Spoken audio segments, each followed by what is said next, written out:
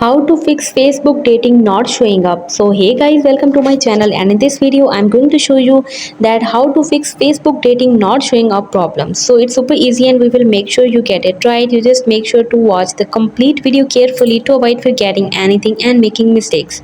So guys, all you have to do is you have to open your Play Store, and then you will have to search for Facebook, and you can just simply have to update your Facebook account. Once you have done this, you have to go to your phone setting, and there you have to search for the app management, and from there you will have to search for Facebook.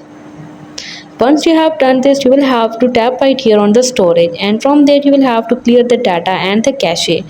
Once you have done this, you will have to go to apps permission, and after that you will have to simply allow different permissions that is required to use the Facebook.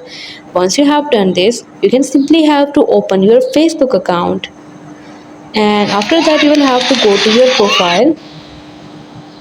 Once you have done this, you can see that there is still not dating option found.